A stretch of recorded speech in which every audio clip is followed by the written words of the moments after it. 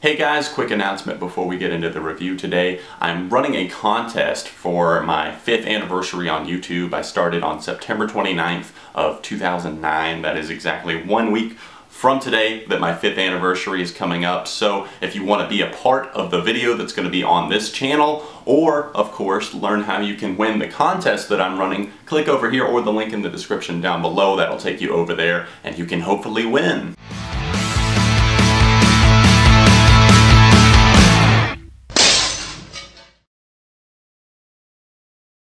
Hey guys, it's John from ARTV. It's time for a review of the 6th studio album under the moniker Aphex Twin, that is, by Richard D. James, a British electronic musician. This album is called Syro, and it's been in production since 2007. Really, there was no set release date for it, or really any confirmation that there was an album other than the fact that Richard had stated in several interviews that he was sitting on a ton of material. I got into Aphex Twin's material a little bit after hearing Anthony Fantano of the Needle Drop tweet about him a few times. I ended up checking out a few tracks and then listening through all of the albums that had been released under that moniker up to this date. And I can easily say that after listening to Syro, this is his most engaging studio album to date. Many of his early albums and works were very ambient, something that was very like lucid dream, almost in a haze, and I feel like I'm actually just able to connect a whole lot more when he pushes the envelope in terms of the sound that he's producing. You can feel the blood, sweat, and tears that went into this record. He's claimed that it was a very hard process, and I absolutely believe him. He custom made and fine-tuned and just worked on and tore apart many of his instruments, created them, made them his own,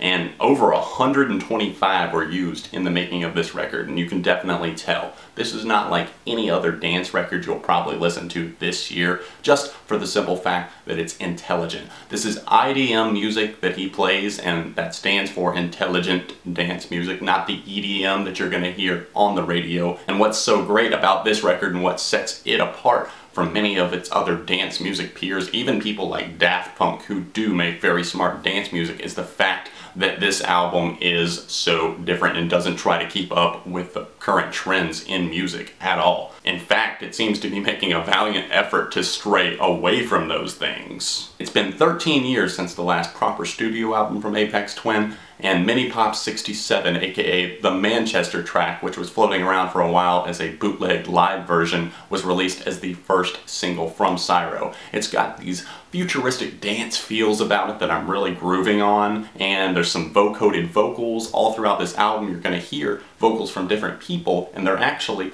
Richard himself, his wife, and his children all contributing to this record, and I thought that was really cool. He didn't just like branch out and say, hey, Ellie Goulding, will you be on my track, or something like that. He actually branched out and just got his family to appear on the track. He's been known to be very reclusive. He actually retired to kind of Scotland, and I say retired in the sense that he wasn't really out there doing interviews or anything like that, but in the sense that he was like kind of at home, making his own recordings, not putting everything out there. But he finally realized that it was time to release a new record after realizing, doing a few interviews, that people were still very much interested in his work. On Minipops 67, I was immediately drawn in and hooked on this record. Perfect drum shifts and rhythm all throughout this track. The synth lines are absolute fire, and I really just thought it had an ear-grabbing rhythm as a whole. Although this album does feature a lot of diverse styles, it's connected as a whole. I feel like this is a piece to experience as a whole. It's about a 64-minute long album,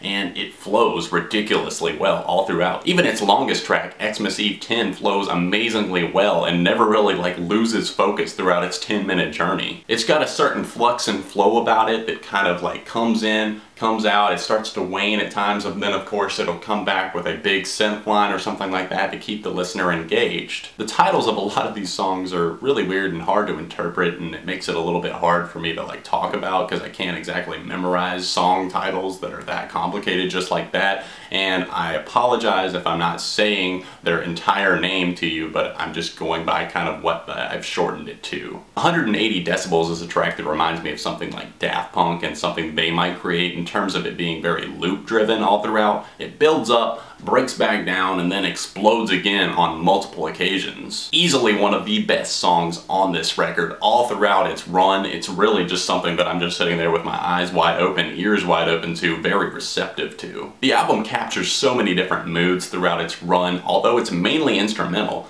with over 100 instruments being used throughout its recording process. It's an audiophile's wet dream come true, because you're going to hear every single drum hit, every little guitar in the background, everything about this is going to be heard in a very crisp manner. This album is definitely not overproduced by any means. I think that at times it gets very ambient, it gets stripped back, while still delivering a very melodic sound. Some of the songs have a very rapid and intriguing pace to them, but overall I feel like there's a smooth glide that flows kind of in and out of each song. There's some interesting vocal additions, like I mentioned, from his wife and children. And then on the track 4-bit 9D, we get this particularly engaging performance with this really dark and rapid synth line that really drives the entire song. Papa, or P-A-P-A-T-4, has a very distinct aura about it. It's very techno-inspired, but at the same time it almost feels like a throwback to the 80s, something that you might find as an instrumental on a synth pop record. Circlant 6A thrives off of being unpredictable, taking us on a lot of twists, a lot of turns, with wild and loud synthesizers, noisy drum hits all throughout. This song moves at a lightning pace and makes itself one of the most memorable songs on this record, just for the simple fact that it uses such a wide array of instrumentation. However, Circlant 14 sports a similar name, but lacks the focus that 6A has. Separate mixes, two totally different tracks here. Zany and often out of control feel. It feels like it's spiraling in a different direction, and then some vocals come and reel it back in a little bit, but that's actually a problem that I have with this one. I just can't keep up with it mentally. It's moving at such a rapid pace and then slowing down. That's a problem that I have with a couple of the tracks on this record. Another one of the tracks that I can't say that I'm particularly enjoying, and I'm sorry for mispronouncing this, but I could not find a pronunciation anywhere.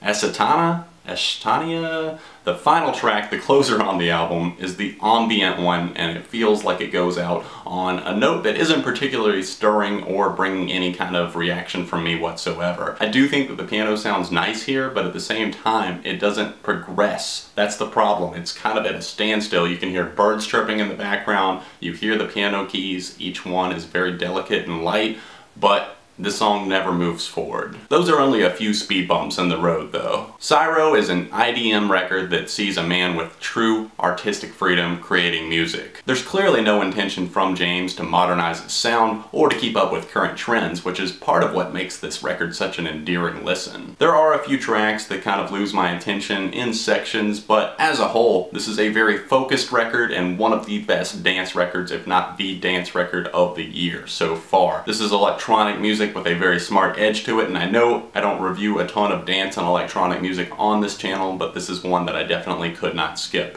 I'm feeling a strong 4 on this album. Have you heard Syro? Let me know your thoughts on it in the comments section down below if you have, or your thoughts on Aphex Twin in general. Of course, let me know what you'd like to see me review next. I am planning on doing Gerard Way, possibly even Hozier, in the coming week or so. And of course, don't forget to head over to my second channel. You can get to that by clicking right here. I'm having that contest for my 5th anniversary with Album Review TV over there, so I'm doing a Q&A there as well, and I'm going to be doing a main channel video next Monday. Thank you for hitting the like button on this video, subscribing to the channel, and I will see you very soon right here on ARTV, Beyond the Reviews.